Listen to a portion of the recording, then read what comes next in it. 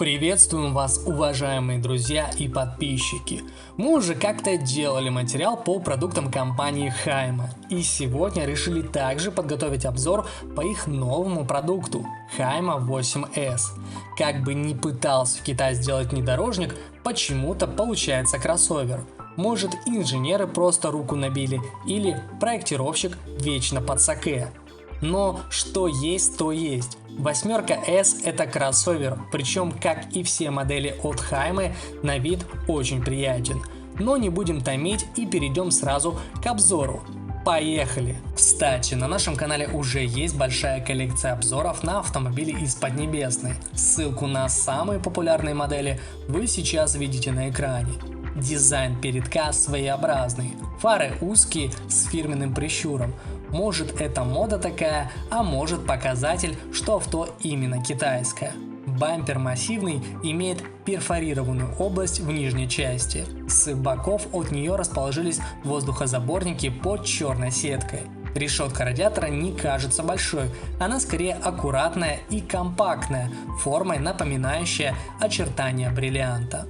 Прямо посередине решетки расположился логотип концерна.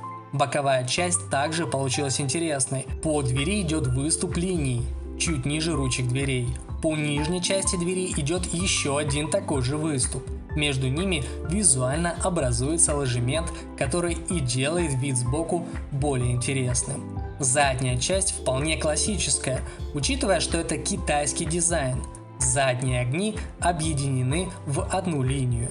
По двери багажника идет стилизованная под сами фары контурная линия с дополнительными огнями. Бампер совсем небольшой и не выглядит массивно, и это хорошо, так как у кроссоверов Китай почему-то старается сделать филейную часть более крупной. Здесь наоборот.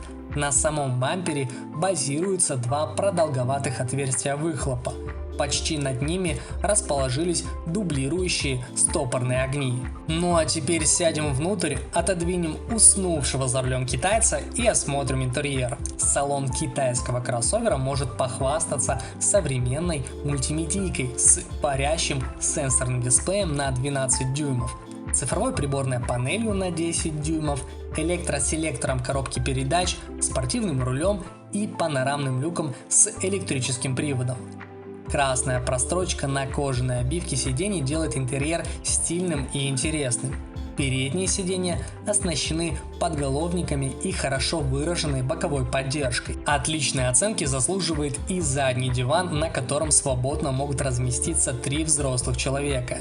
Несмотря на относительно невысокую стоимость автомобиля, для отделки салона использованы материалы хорошего качества, а отсутствие видимых зазоров характеризует высокий уровень сборки. Теперь заглянем в моторный отсек. Интересно, чего там приготовили? Оснащенный 1,6-литровым мотором на 194 лошадиные силы и 293 ньютон-метра крутящего момента и автоматической коробкой на 6 ступеней, Hayma 8S способен разогнаться до сотни всего за 7,8 секунды, что является приличным показателем для автомобиля SUV-класса.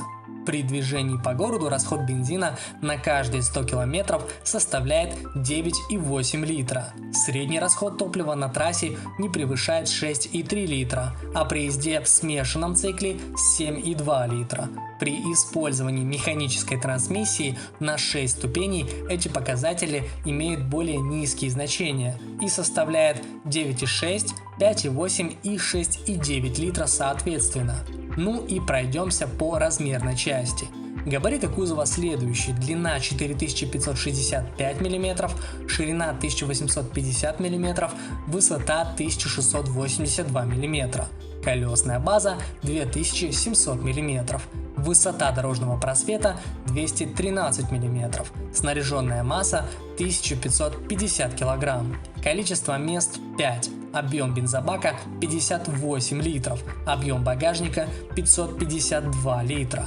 Цена на модель зависит от комплектации, но самая скромная комплектация обойдется в 11 тысяч евро, а вот самая дорогая сборка заставит выложить 16 500 евро. Ну а на этом мы вынуждены закончить, так как пора подыскать новое авто для обзора и предоставления вам. Подписывайтесь, ставьте лайк. Всего доброго, спасибо за внимание и до связи.